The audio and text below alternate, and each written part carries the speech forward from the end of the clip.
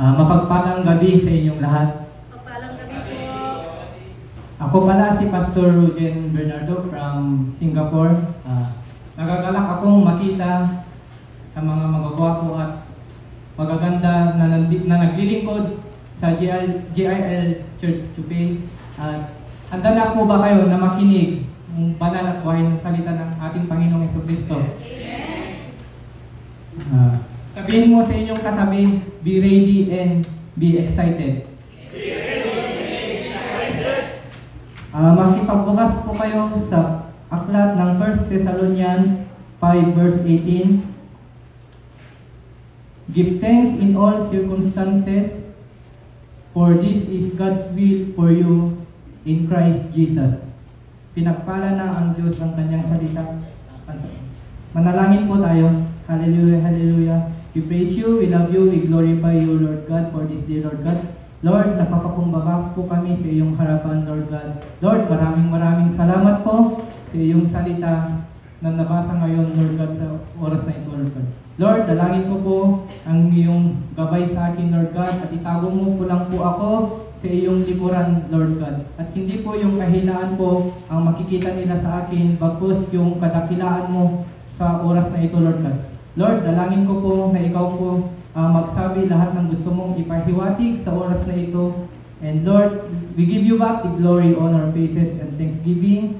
We ask all of this in the mighty name of Jesus Christ, we pray. Amen.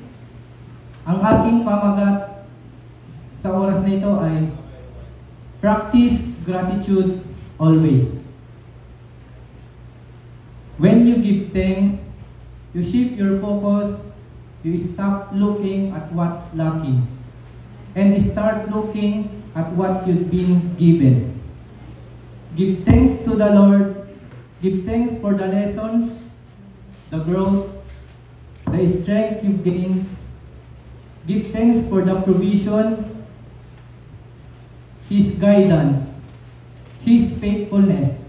But the true power of gratitude is revealed when the storms comes, when the road is rocky, when the days feel longer, and nights feel even longer. May tatlo po akong i-share sa oras na ito na when can we talk the Lord? Una po, be grateful even when times tough. Explore the challenge of giving thanks when facing adversity, trials, or suffering. Sabi sa James 5 verse 13,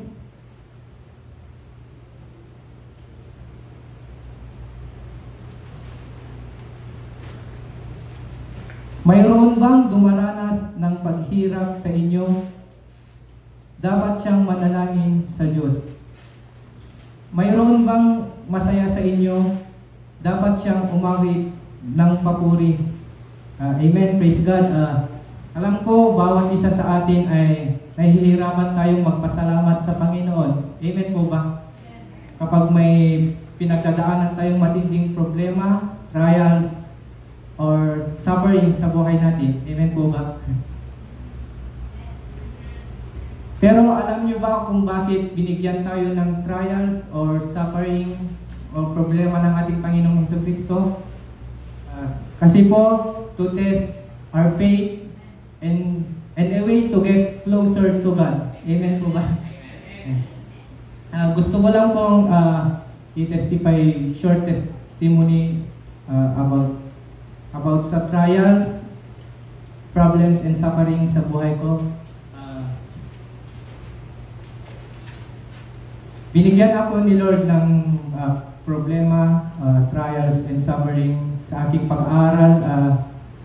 Ako po ay madaming bagsak sa mga subjects ko, minor and major subjects, at yung pangalawa naman po ay yung first board exam ko ay na-fail po ako, and yung pangatlong trials or suffering na binigay ni Lord sa buhay ko ay yun ay Nag-apply ako ng Canada, Australia, New Zealand, Ireland. Pero hindi ako tinanggap. Then, nag-apply ulit ako. Nag-apply ako ng Middle East, UAE, Kuwait, Qatar, pero hindi din ako tinanggap. Then, nag-apply din po ako ng Singapore. Nag-apply din po ako ng Japan at South Korea, pero hindi din ako tinanggap. Pero sa lahat ng iyon, hindi ko pa rin itinigil na maglingkod sa Panginoon at hindi ko din hinayaan na mawala ako sa Panginoong Jesucristo. Dadako naman po tayo sa pangalawa. Be grateful even when times are in favor. Acknowledge that it's easy to give thanks when things are going well. However, in good times, we should remember God's hands in our blessings and give thanks for them. Sabi po sa Psalms 136, verse 1,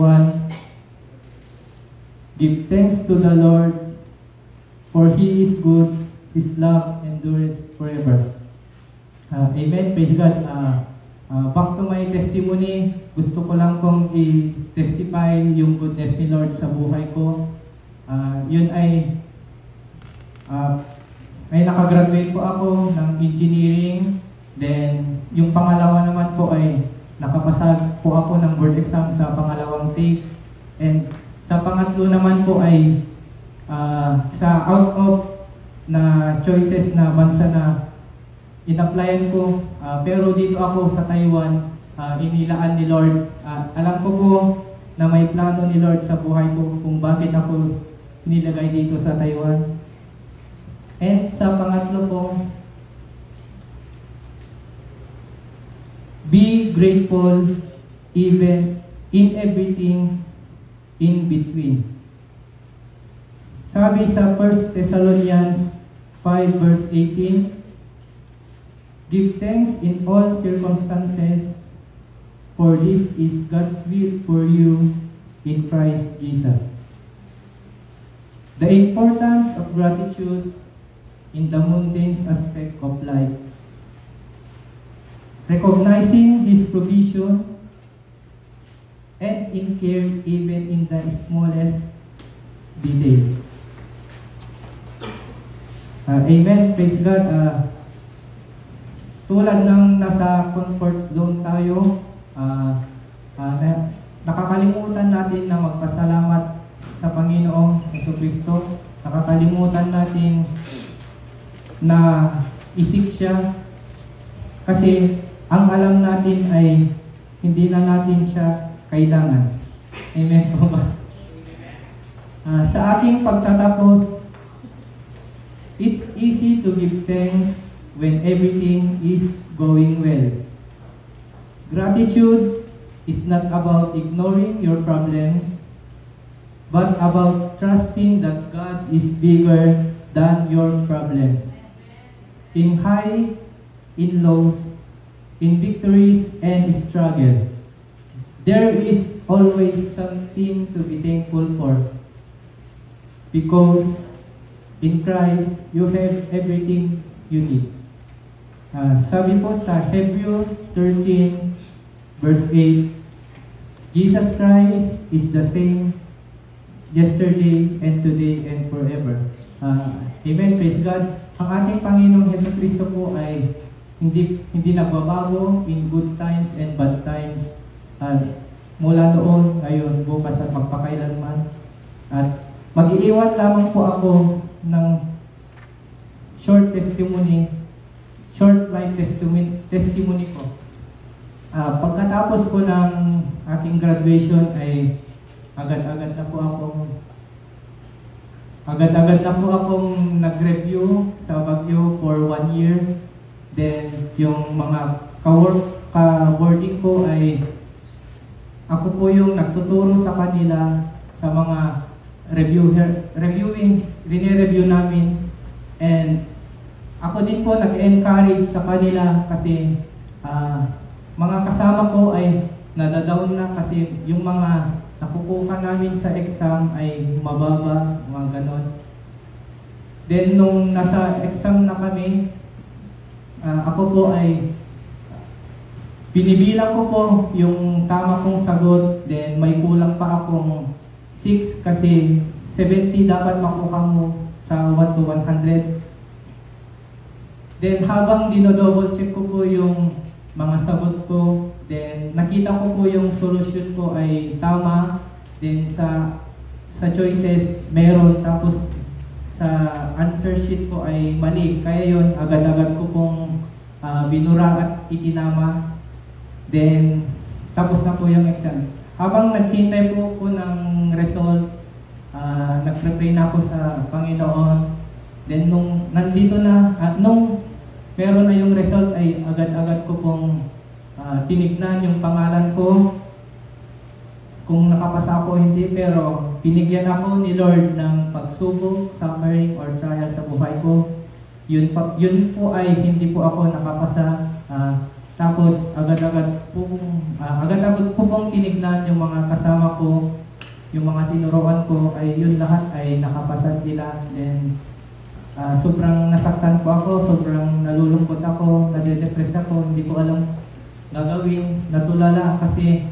Tapos nagtatanong ako sa Panginoon, bakit hindi ako nakapasa? Ganon. Tapos ang mga family ko ang nag-encourage sa akin, nagpalakas sa akin na wag mahinaan ng loob, mag-review ulit ako, mag-exam ulit ako. Then, di ba po, yung mga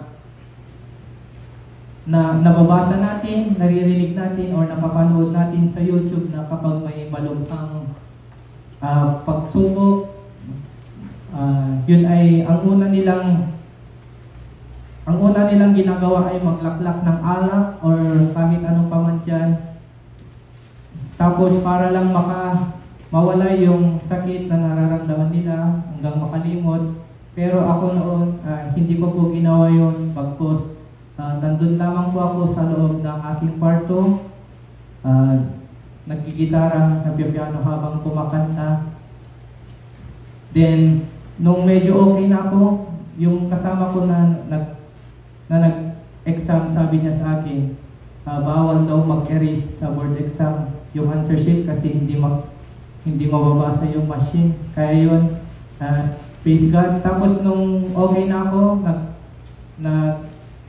nag-review ulit ako. Pero sa 2 years na hindi ko binuklat yung mga notes ko, mga reviewer ko, then agad-agad na ako nag-review for 1 month. Then sabi ko sa aking sarili, hindi ko kaya to sa 1 month. Pero yung salita ng Diyos ang nagpalakas sa akin. Sabi po sa Matthew 19 verse 26, with man, this is possible, but with God, all things are possible. Kaya yun, iniyak ko lahat kay Lord, ibinuhos ko lahat kay Lord, kasi alam kong hindi po ako makakapasa sa 1 month lang na review, pero nakaka-amaze yung ginawa ni Lord sa buhay ko na hindi ko makakalimutan. At yun po ay nakapasa po ako sa pangalawang pagsubok sa aking board exam. Alam ko po bawat isa ay may natutunan at may naiwan po akong mensahe sa bawat isa. Close. Manalangin po tayo. Hallelujah, hallelujah, Lord God. Lord, we praise you, we love you, we glorify you, Lord God. Maraming salamat po, Lord God, sa iyong salita na aming narinig sa oras na ito, Lord God. Lord, balutan mo po ang iyong dugo, Lord God, upang sa ganon ay magsilbing kalakasan namin, Lord God, araw-araw. Lord, we thank you, we love you, we glorify you. In Jesus' name we pray. Amen.